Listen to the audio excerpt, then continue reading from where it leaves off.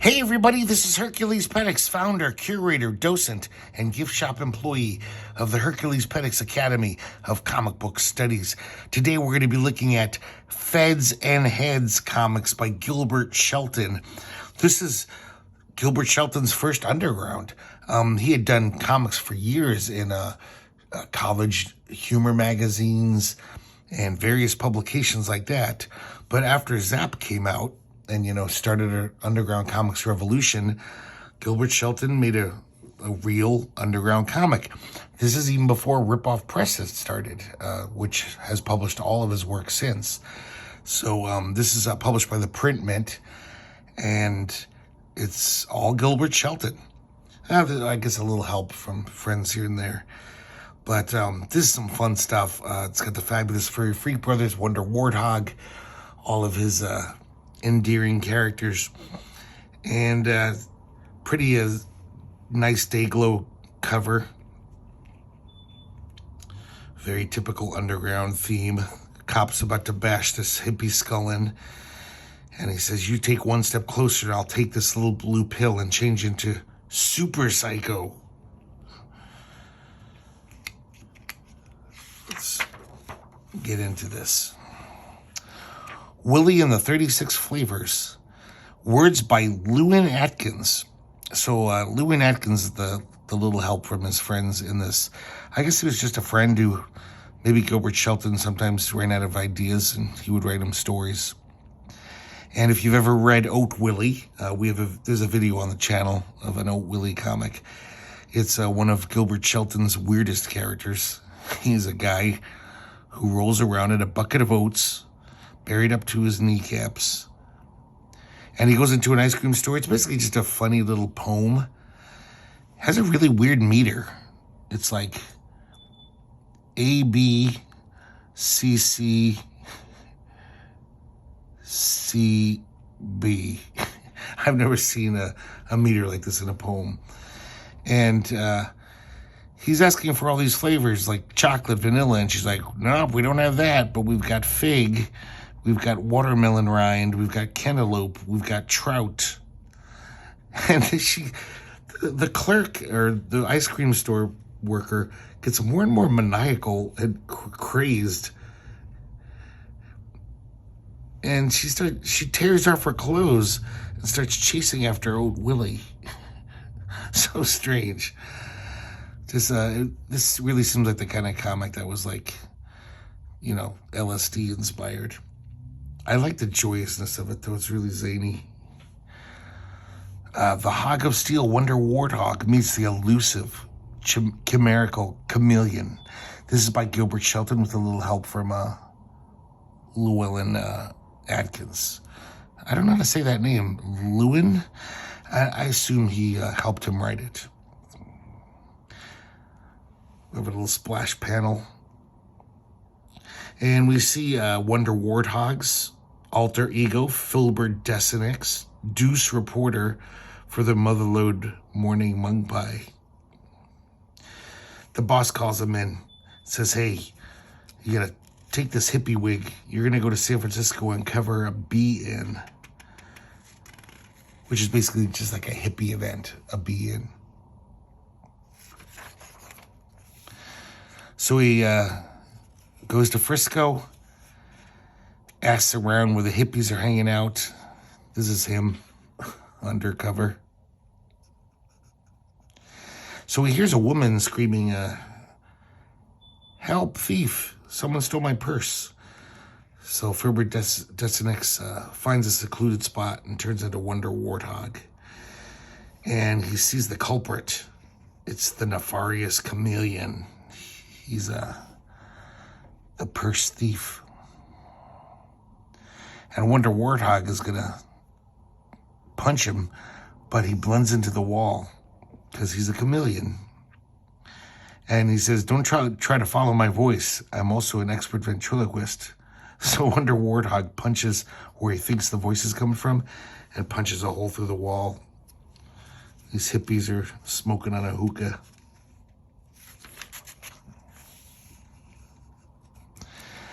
So he turns back to Filbert Desinix and goes to cover the be-in. He's like, wow, everyone's here. Hell's Angels. And look, it's Wonder Warthog's favorite rock star, Janis Joplin. And Janis Joplin makes a cameo. She says, Filbert Desinix, you old son of a bitch. Gilbert Shelton was actually friends with Janis Joplin back in Austin before he moved to San Francisco. I think they went to college together. But I know they used to party together a lot.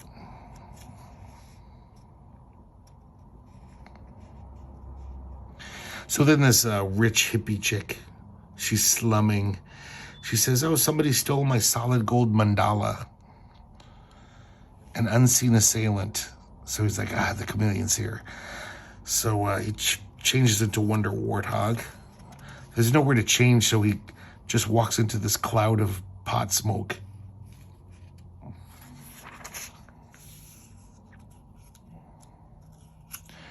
I don't know if you've ever read Wonder Warthog, but it's really like mad Harvey Kurtzman era mad inspired.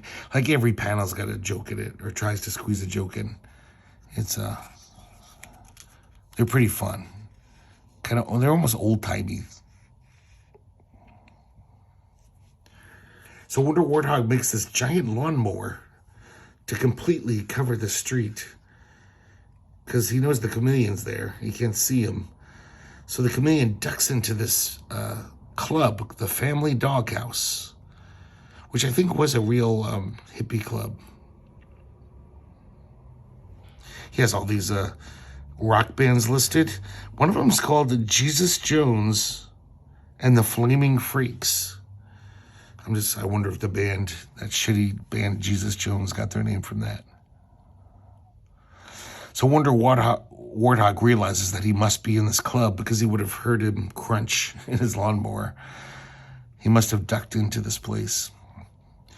So there's a crazy light show going on.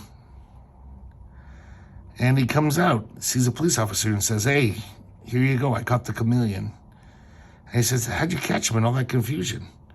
It's like simple. He got caught in the light show and it just stripped his gears.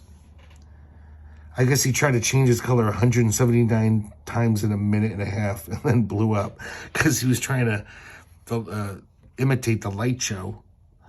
And it was just so many colors and so fast. It's kind of some groovy art. Some hip, nice psychedelic, yeah. Sorry. I think I'm going to pronounce it that way from now on. Another little Oat Willie one-pager where he decides to run for office, run for president. I think this actually became a movement, the write-in Oat Willie for president campaign. In other Oat Willie comics I've read, they mention it. Now here we go. This is like the earliest Fabulous Furry Freak Brothers. I don't know if these are the first strips, but they're very early. So from the get-go, they're pretty much, the Freak Brothers. They get some money for pot, and I don't know if this is the first time Phineas says it, or whichever. I always forget their names. The dude with the hat. He says, because grass will carry you through times of no money, better than money will carry you through times of no grass, which kind of became a famous motto in the hippie era. So they trust Fat Freddy to go score some weed. And so instead of paying their rent, they buy some weed. And he's like, hey guys, guess what I got for only $60? A giant magic marijuana seed. And they beat the crap out of him. They're like, you dumb son of a bitch. I'm like, well, we might as well plant it. And it's sprouting. It becomes a giant tree. And the guy with the hat climbs up it to explore it, and he says it's a male plant. Which I don't even know this. I'm not a pot smoker, but apparently you don't want the male plant. That won't get you high. So he's furious and diving down on Fat Freddy. He's going to kick his ass again.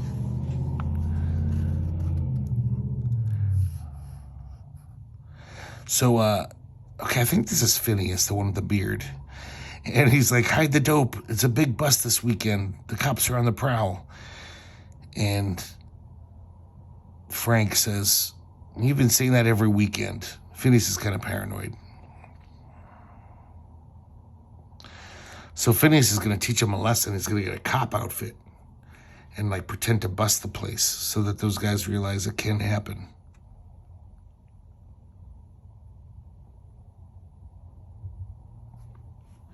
And hijinks ensue.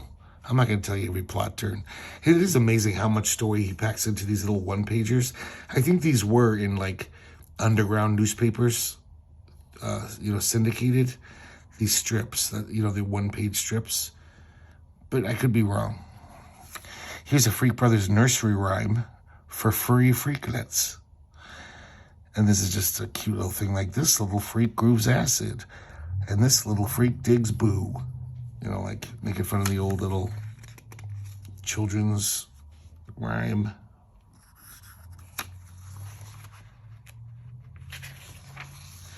It's kind of interesting. I think this is the only time I've ever seen Gilbert Shelton just basically do something that wasn't funny.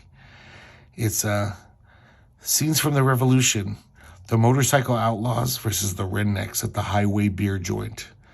It's just this life and death battle between these hip bikers and rednecks. Kind of reminds me of a more subdued S. Clay Wilson, who I don't even know if he was doing his stuff at this point. Just showing all these crazy interactions and pretty violent. But it's pretty serious, People aren't that exaggerated. They're not that cartoony.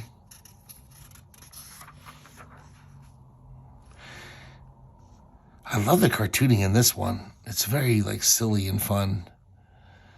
I was born down south on a chicken farm near Nashville, Tennessee. Torn't nobody there but a sky full of air, 17 billion chickens and me. And then one day I said, hey, hey, hey, think I'll drop a little LSD. It blew my mind. I got real kind and I set my chickens free. It just proceeds to be this little song about setting his chickens free. Really nice cartooning. Amazing stuff. I wish he drew in this style more. It seems like the old Willie strips are more drawn in this looser, old-timey cartoony style. Back to the Freak Brothers. Just some more antics involving the procurement of marijuana.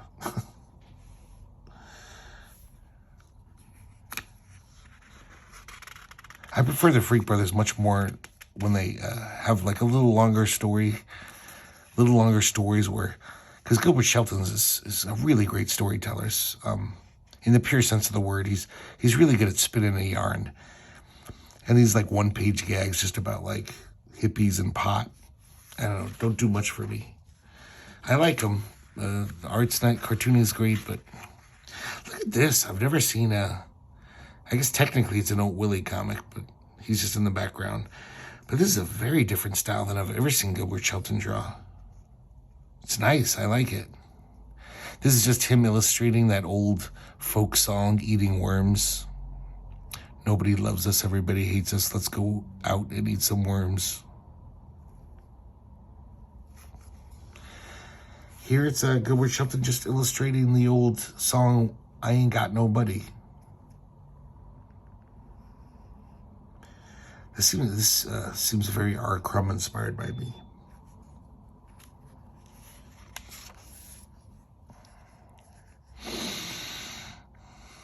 Also in a different style. I guess when he was younger, he was trying out more stuff. So here we have a longer Fabulous Furry Freak Brothers story. The Freak Brothers acquire a groupie. And the Freak Brothers are chilling in their pad.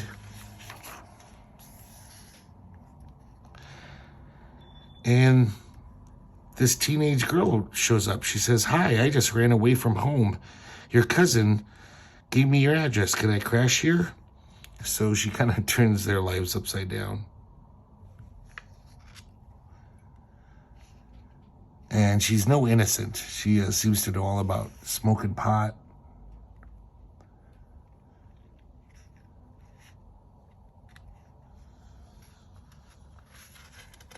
And they say, give her some money and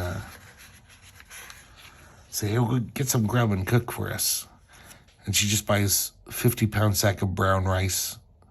She wants them not to eat like bourgeoisie capitalist pigs. And then finally she gets tired of these living with the Freak Brothers and takes off. Really goofy gag at the end. I don't think I need to share it with you. I love this pinup. I wish it was the back cover. I wish it was in color. Really great design. At ease, America. Put the power back on the shelf. And Pride and Prejudice, each going into 2 toilets. And Wonder Warthog is like making the sound. Hydrogen bombs falling. It's just like, it doesn't make any sense, but it seems like it's this propaganda poster. And then we have all these famous cartoon characters at the bottom, fretting and worrying. I love that. I would love a poster of that, if it was, especially if it was in color. It's screaming to be colored. This is great. He has a parody of the ad pages in old comics with all the little novelty things you could buy, the gag gifts, but they're all, of course, hippified. You know, exploding joint, springing snake in a tranquilizer bottle, a whoopee cushion that sounds like a police siren. I love this. It's a needle, a dribble needle. So it's got these hidden holes. So when junkies are shooting up, they all start freaking out. Peyote flavored toothpaste. Plastic roaches, but they're not the bugs. They're roaches, joint roaches. A realistic rubber spike. It's this hypodermic, but the tip is rubber. Watch someone try to hit up with this safe, harmless rubber needle. Dissolving cigarette papers. So when the hippie goes to lick his joint, it dissolves and spills all the pot. I like this little book of unsolvable puzzles for speed freaks. Just to freak out some guy on speed. Here's the last story. The Indian that came to dinner. Sweetheart, this is National Bring an Indian Home to Dinner Week, so I brought this Indian home, okay? And the dog jumps up on him and he freaks out. He's like, what the hell is that? She's like, it's my chow dog. So he sends her shopping to get food because they don't have good food for the Indian. He gets the fire ready and the wife goes shopping. When they come back in, he's making his own stew. And he cooked the chow dog in the stew. The couple seem kind of unfazed by it. They're like, yeah, it was actually pretty tasty. So they go to watch their new color TV. And it's not working. It's just showing in black and white. So the Indian says, I'll fix this. And he takes out peyote. And the husband says, how are you going to fix the television with those little cactus plants? And the Indian says, India no say he fix some television. He say fix some nice colors. And they take the peyote, and of course, everything gets all crazy and colorful. 12 hours later, come again. The Indian leaves, and they're all naked.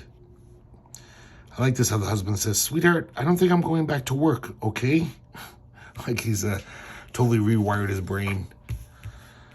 So there you have it, Feds and Heads Comics. I'm going to do something I haven't done yet. If you've followed this channel at all, you'll probably realize that every 4 or 5 episodes I do an underground, because that's the prize of the Academy's collection. I love collecting undergrounds. I have a pretty huge chunk of the key issues, and I wish I had more, of course, but I really like showing those off because they're just every year getting more and more rare. I mean, so many of them weren't kept well. You know, they were soaked in bong water and, you know, probably ended up at the bottom of an orgy pile at one point and got ruined. So I think these things are real artifacts of their time.